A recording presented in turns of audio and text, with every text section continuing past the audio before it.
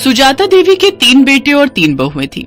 2 बहुएं रेखा और उमा अमीर घर से आई थी, जबकि सबसे छोटी बहू कोमल गरीब घर की थी। इसीलिए सुजाता देवी अपनी दोनों बहू रेखा और उमा के साथ ज्यादा अच्छा व्यवहार करती थी, पर अपनी छोटी बहू कोमल को वो कुछ नहीं समझती थी। इसीलिए रेखा और उमा भी अपनी देवरानी कोमल की हर समय इंसल्ट ही करती रहती थी। माँ जी देखिए ना, कोमल तो बिल्कुल गरीबों वाली हरकतें करती है। दाल में घी ऐसे डाला है मानो उबली हुई दाल ही हो बिना तड़के की। और रोटी तो देखिए माँ जी, रोटी में घी भी नहीं लगाया, सूखी रोटी आगे रख दी। कोमल इधर आ, मैं तुझे अभी बताती हूँ। अरे तू गरीब घर से आई है तो तू हमें भी गरीब समझने लगी है क्या? जब घर में किसी चीज की कोई कमी नहीं है तो तू इतनी कंजूसी क्यों करती है? हाँ, आज तूने खाने में देसी घी क्यों नहीं डाला? माँ जी देसी घी खत्म हो गया है, जो था वो मैंने यूज कर लिया। माँ जी अभी 2 दिन पहले ही तो देसी घी आया था, इतनी जल्दी इसने खत्म भी कर दिया। कहीं ये देसी घी खुद तो नहीं खा जाती, क्योंकि इसने मायके में तो कभी देसी घी खाया ही नहीं होगा। नहीं माँ जी, घी तो रखा था, पर कल रेखा भाभी और उमा भाभी ने मुझे पिन्नियां बनाने के लिए बोला था, तो सारा घी पिन्नियां बनाने में ही लग गया। अरे अब तू मेरी बहुओं के खाने पर भी नजर लगाएगी? तेरी इतनी हिम्मत? अरे तू गरीब घर की है, इसीलिए तू ऐसी हरकतें करती है। चल जा यहाँ से। रेखा बहू, लाला को फोन कर दे, नौकर के हाथ 5 किलो देसी घी भिजवा देंगे। कोमल रोती हुई रसोई में चली जाती है। उससे अक्सर ही ऐसे अपमान सहने पड़ते थे। नया साल आने वाला था। घर में नए साल की पार्टी की तैयारी चल रही थी। रेखा और उमा दोनों ने ही अपने मायके वालों को नए साल की पार्टी के लिए इनवाइट किया हुआ था। बस कोमल के ही मायके वाले रह गए थे।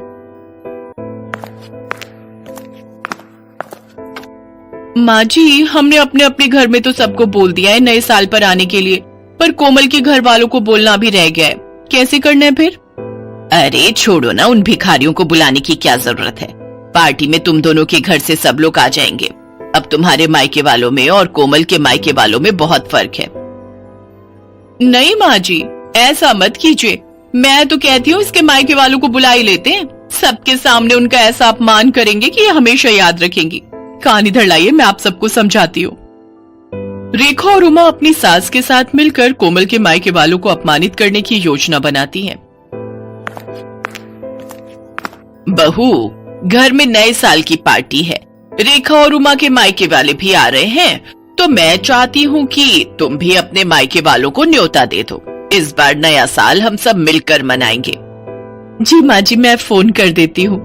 अब आएगा मजा, आने दो इसके मायके वालों को। कोमल को जरा सी भी भनक नहीं थी कि उसकी पीठ पीछे उसकी सास और जेठानियां उसके खिलाफ क्या षड्यंत्र रच रही है।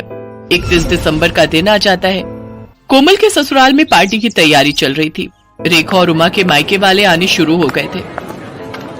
रेखा और उमा ने रसोई में घुसकर तक नहीं देखा, वो तो अपने मायके वालों के साथ ही बातों में लगी हुई थी। कोमल बहू, मेहमानों को पकवान परोस दिए ना? अच्छे से घी मिर्च मसाले बढ़िया डाले हैं ना? कोई कंजूसी मत करना। मेहमान खुश होकर जाने चाहिए। और तुम्हारे माता पिता भाई बहन सब कहाँ रह गए? बड़ी देर कर दी उन्होंने आने में। वो लोग भी समय पर आ जाते तो पार्टी का मजा ले लेते। जी माँ जी, मैंने सबको खाना परोस दिया है और वो मम्मी से मेरी बात हुई थी, बस पहुंचने वाले हैं। तभी कोमल के मम्मी पापा और भाई बहन आ जाते हैं। नमस्ते जी, नमस्ते। आओ आओ, बड़ी देर कर दी आप सबने आने में। आज 31 दिसंबर की वजह से बहुत भीड़ थी, ऑटो भी नहीं मिल रहा था।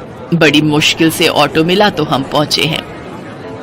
हाँ हाँ, मैं तो भूल ही गई थी।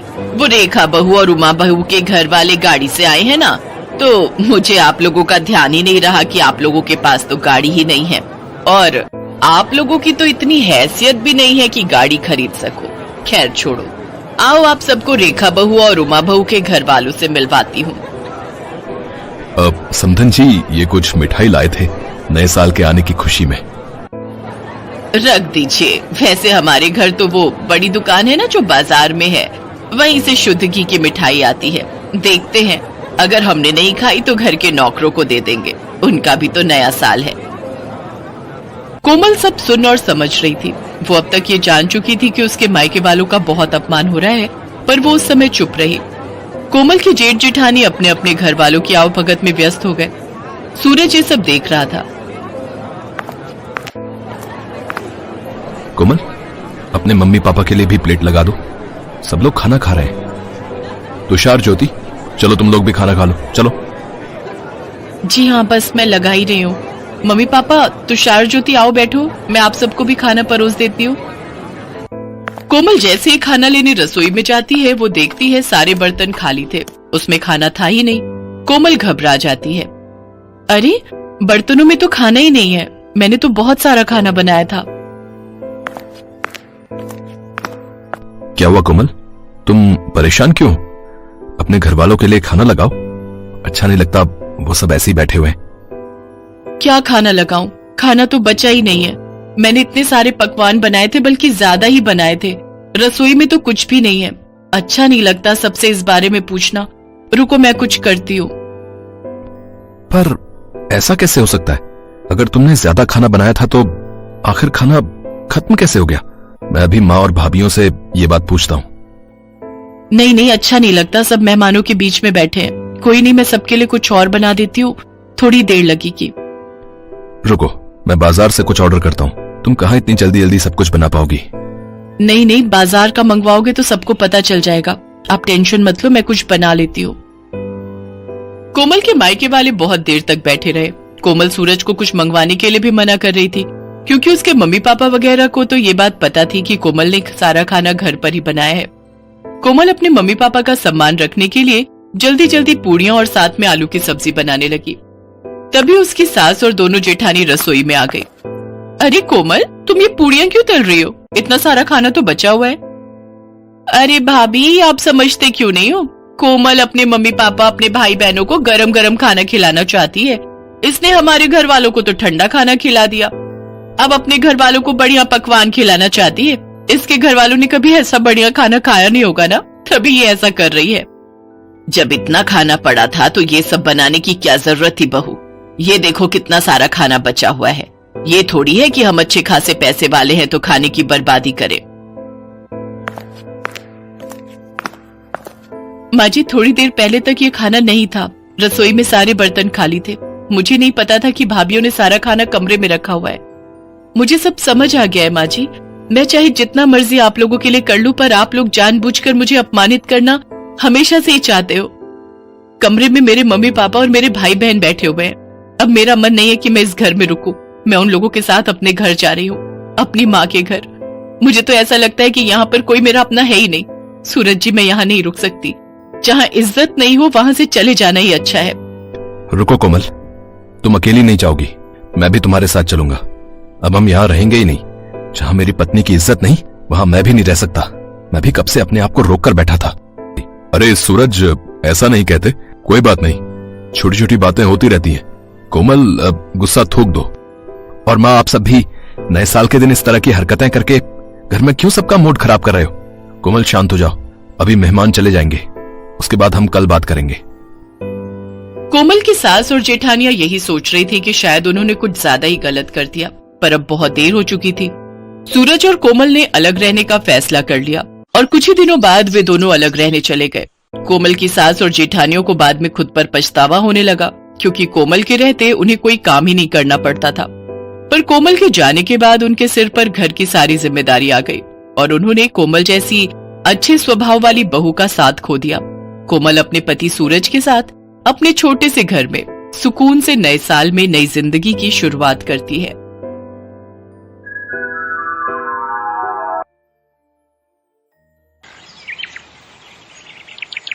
जड़ी बूटी ले लो, बाल बढ़ाने वाली जड़ी बूटी, सिर्फ 5 रुपए में। बाल बढ़ाने वाली जड़ी बूटी सिर्फ 5 रुपए में? जरा देखो तो। सुधा को अपने बाल बढ़ाने थे, उसके लिए अब वो कुछ भी कर सकती थी।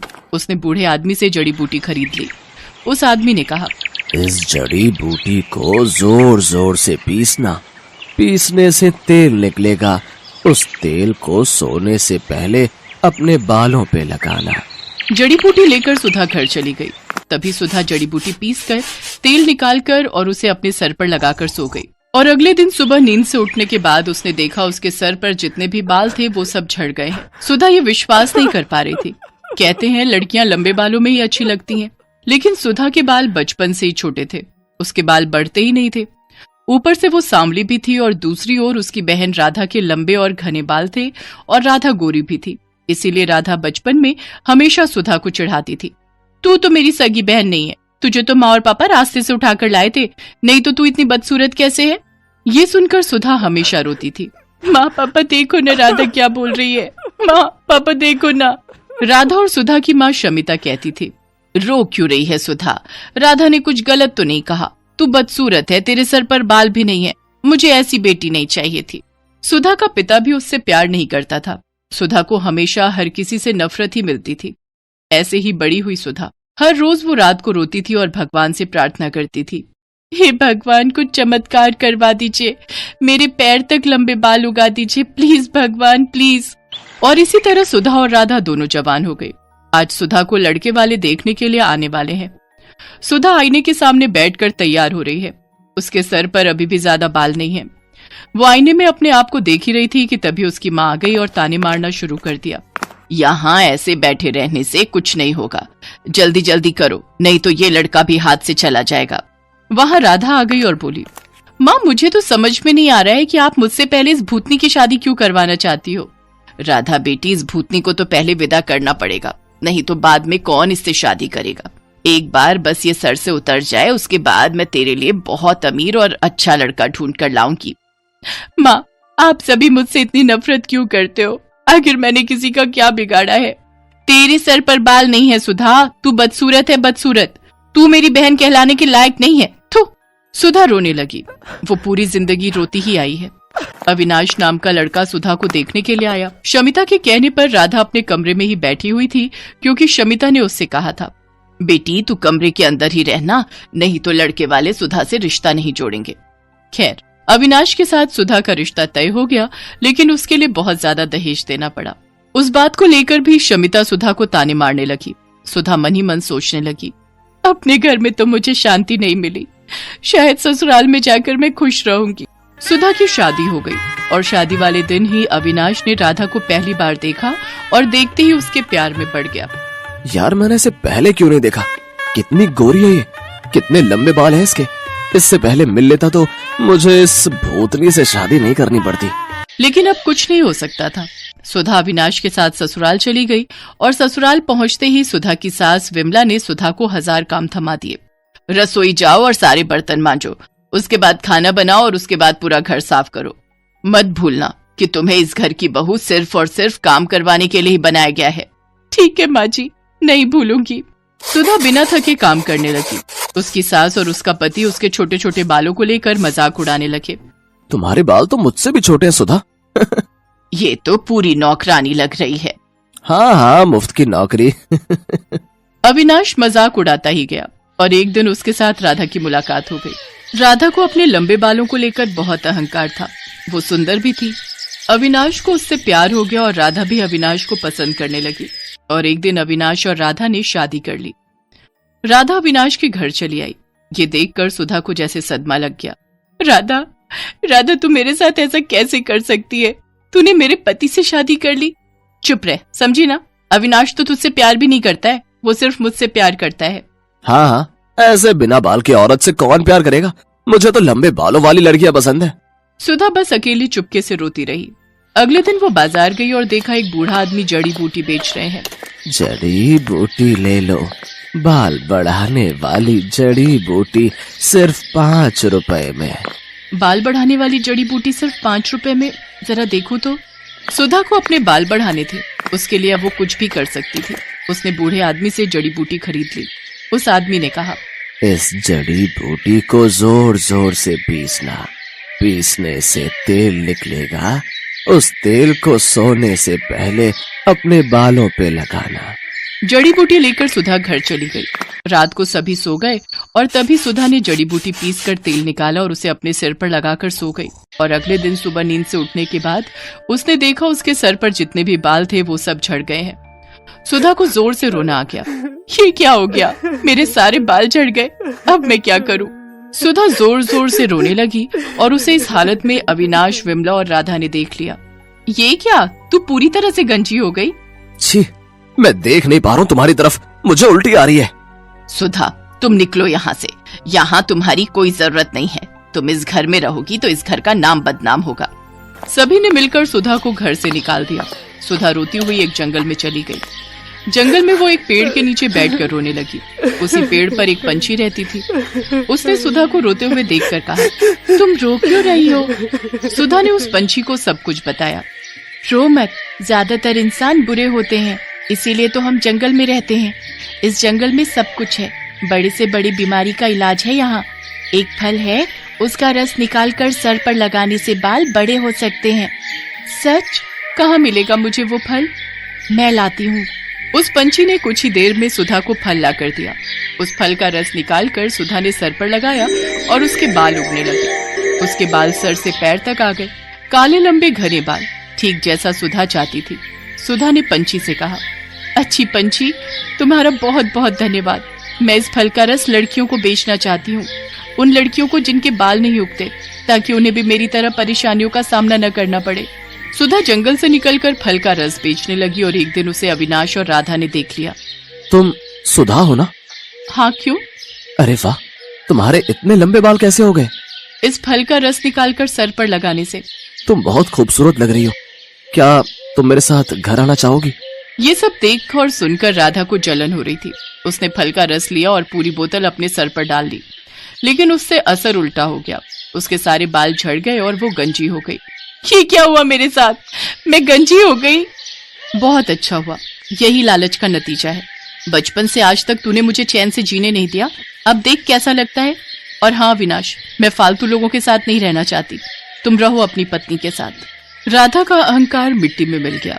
अविनाश को भी गंजी राधा के साथ ही रहना पड़ा और फल का रस बेचकर सुधा बहुत अमीर बन गई।